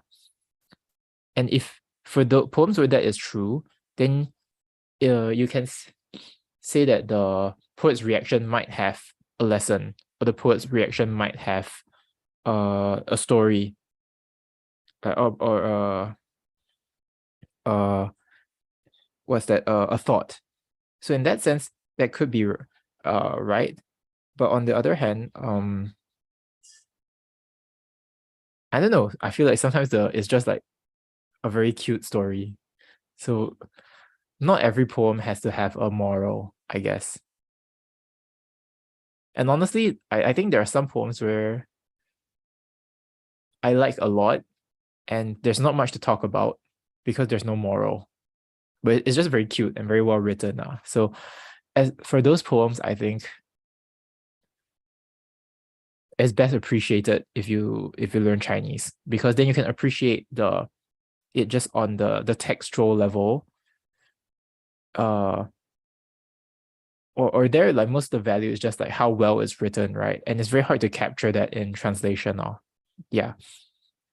But I think a lot of times the most famous poems would have this like I said, the most famous poems would teach a lesson or have some profound thoughts. Yeah. And another person says One Love 808 CJK crew. So yeah, let me send a love back to you. Yeah. Yeah, so I guess for this poem, yeah, I don't know, it just doesn't really work for me. Even though it turns out I did read the story before of this Emo meeting Zhou Mu Wang. And right, it's just this desire for immortality. And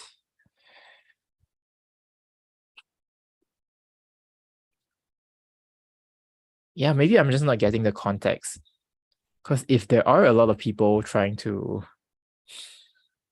gain immortality, then maybe this is like a very edgy poem, or it's very apt. But now that the thing is over, it just doesn't feel very deep to me. Yeah. I don't know. What do you guys think?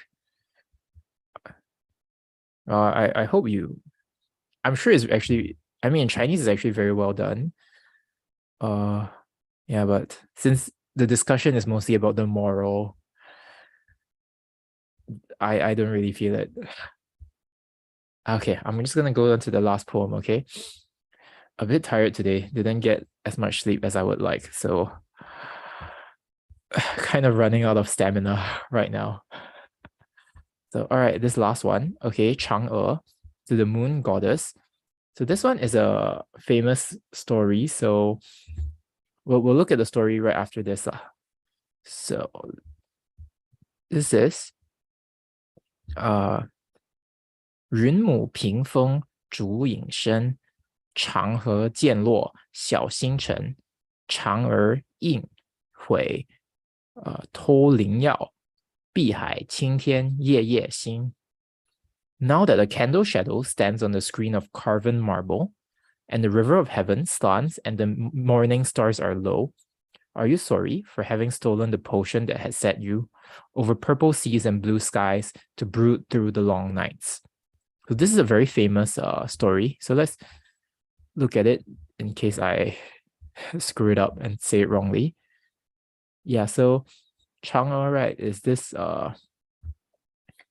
very famous story where she sort of lives on the moon. So it's called Chang'e Ben Yue.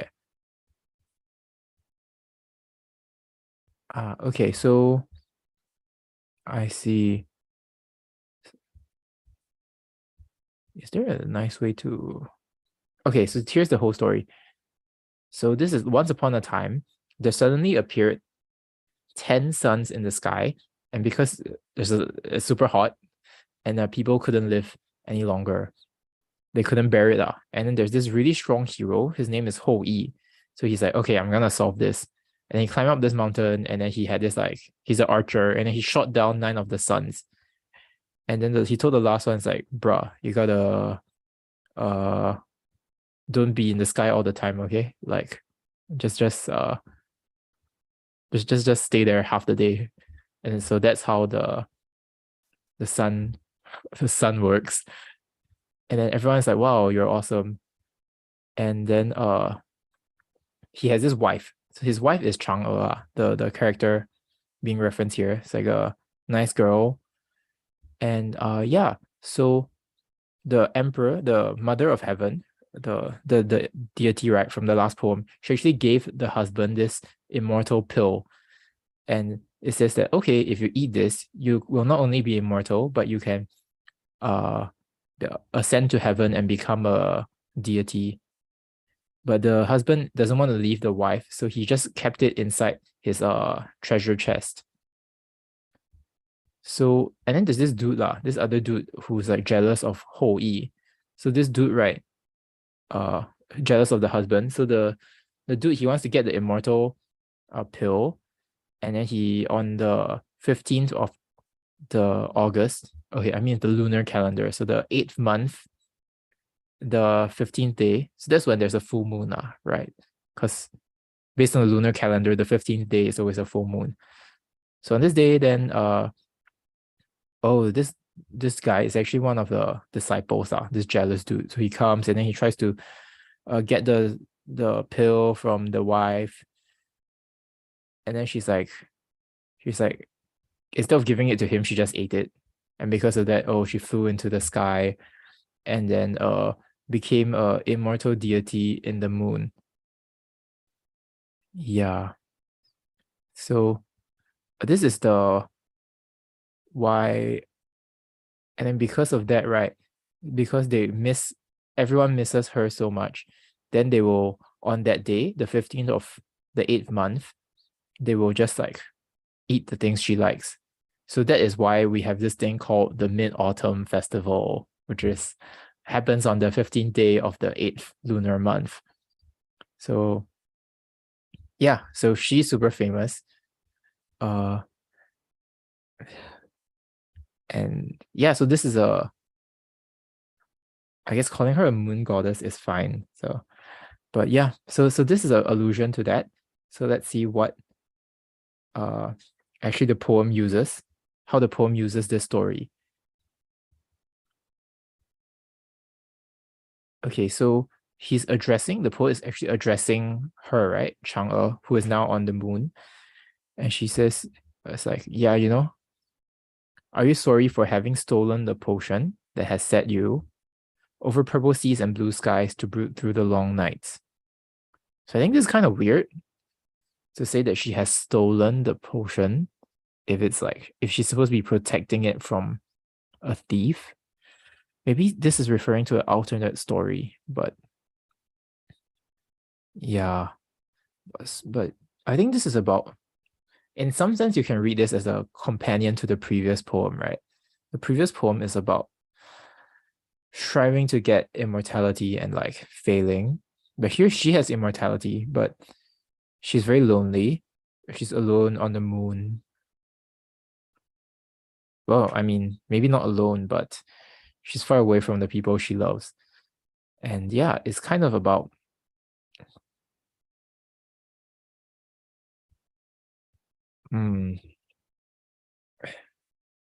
yeah, I guess it's just about loneliness. I don't know. Doesn't seem like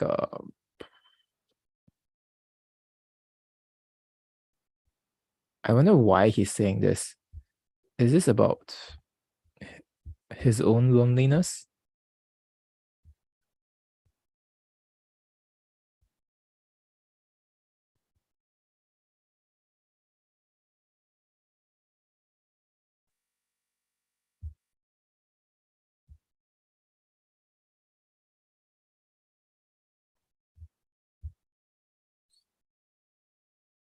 Hmm.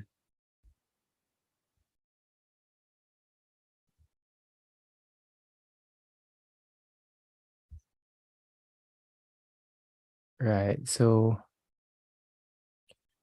here it's saying that yeah, even though Chang'e has the blessing of immortality, uh I guess the sorrow is that she does not have the a romantic companion. And apparently this is a novel take on the story.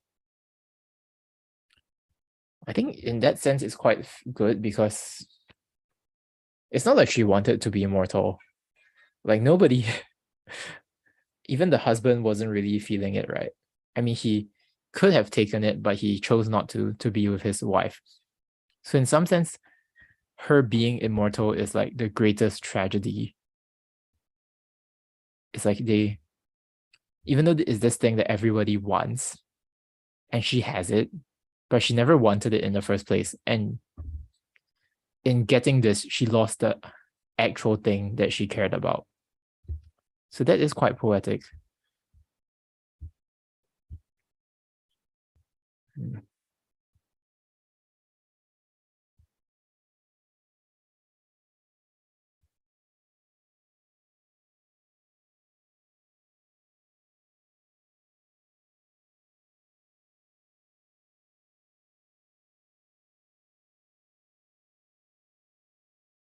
Well, this guy says, well, obviously Chang'e, he's not talking about the real Chang'e, he's talking about a girl he's has a crush on.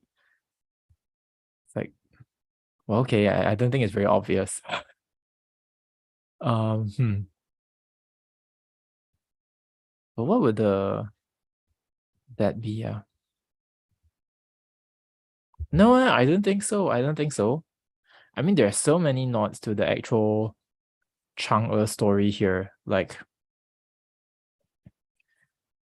I mean, if this is just a girl that he has a crush on, then why bring up her stealing the the immortality pill, the immortality potion?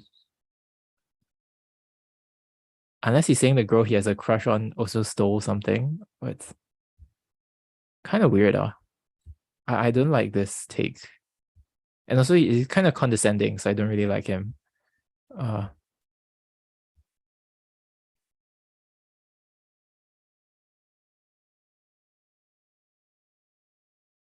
hmm.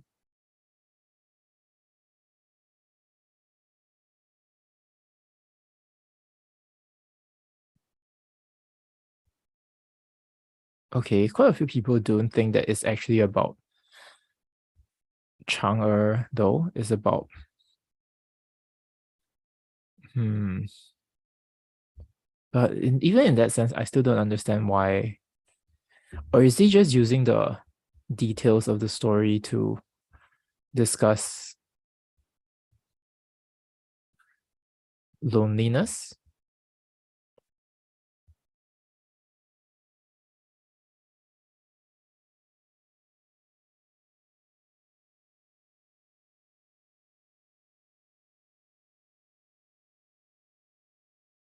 Okay, okay. Now that I'm reading it in Chinese again, I feel that reading it does make more sense.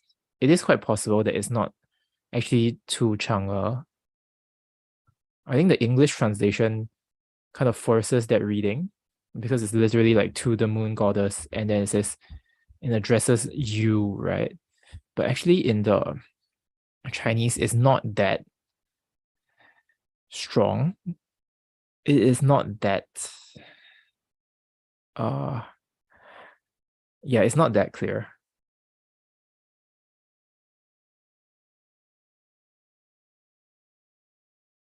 So if we read it in a different way, if it is just to a normal girl, one reading could be that uh you got what you got this thing that everybody wants, but are you happy? This is with reference to immortality, right? So it's like you kind of you got this lucky break, but are you actually happy? I really wonder who he could be talking to. Like if this is to a real person, right? Like why this is more than just loneliness though. Like the fact that he even mentions this like this medicine. Am I really reading too much about the immortality? Maybe it's not about the immortality, it's just about being on the moon and far away from the people she cares about.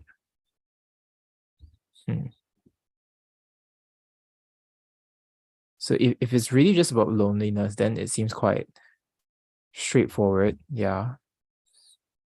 Hmm. I wonder. I wonder. I wonder.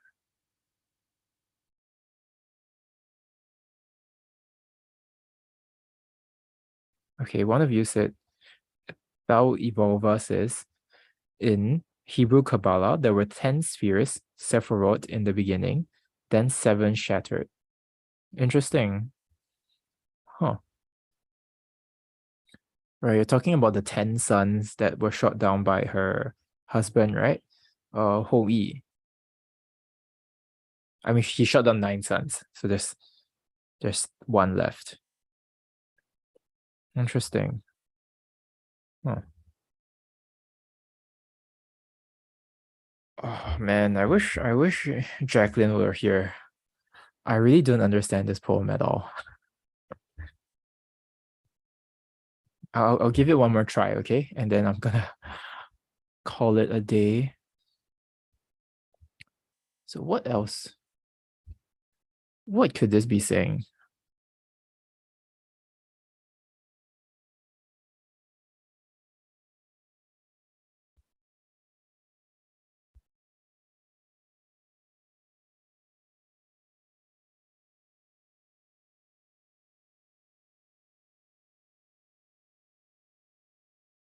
Okay, so some people do think this is actually about immortality.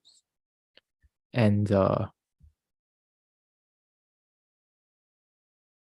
I guess he's saying like, oh, you're gonna be in chasing that, you're sacrificing so much. So he's actually talking about women who become like nuns. And that's kind of mean. Like, chill, man. They want to be nuns, just let them be nuns. Like, why you gotta make fun of them? This guy really hates like immortals. Or like people. This guy hates people who want to be immortals.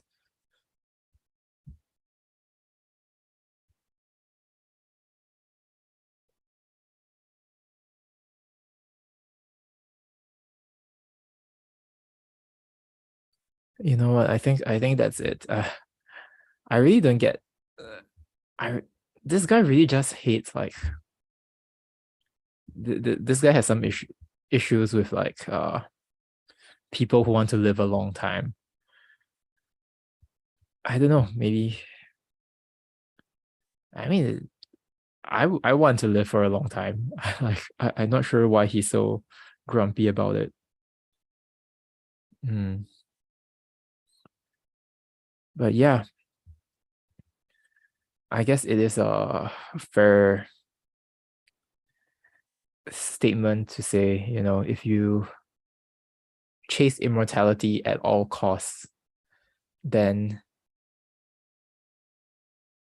you have to bear the costs sooner or later, even if you do get it. Mm. And just, I guess this does sort of bring me back to the original one point I made is like, why does he say that she stole the potion when in one version of the story, in the version of the story we read, is that she was protecting it from someone else. So I guess here,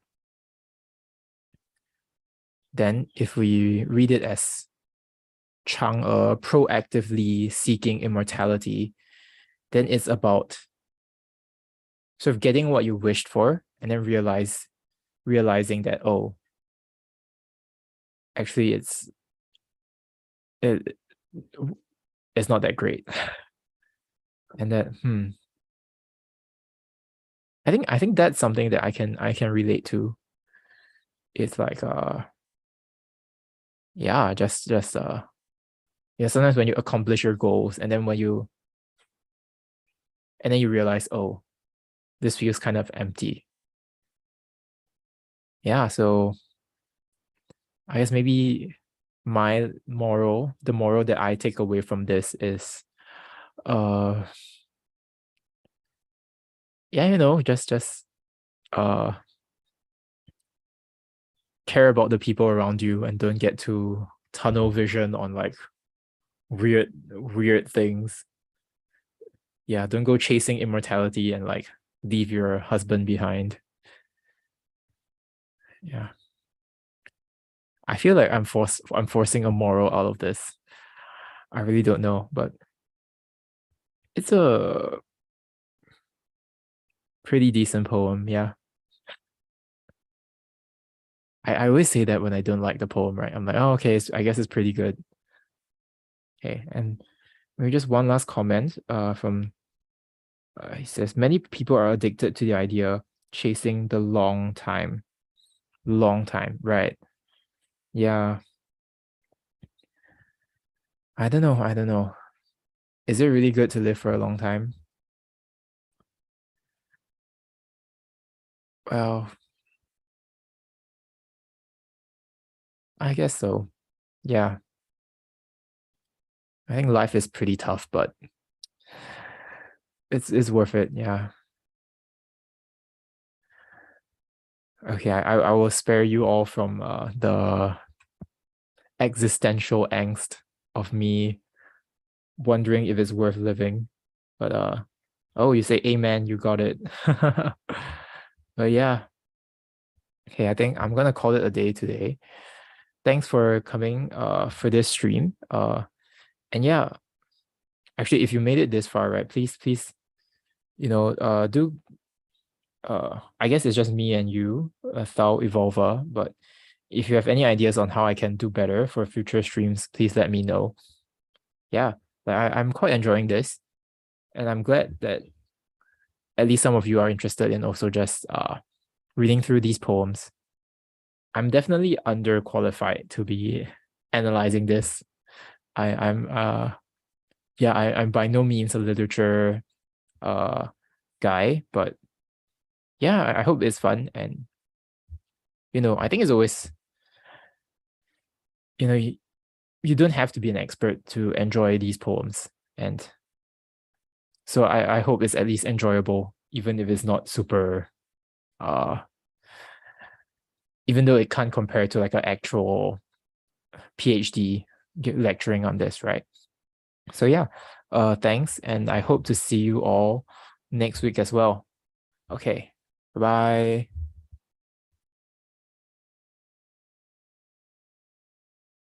How do you end this?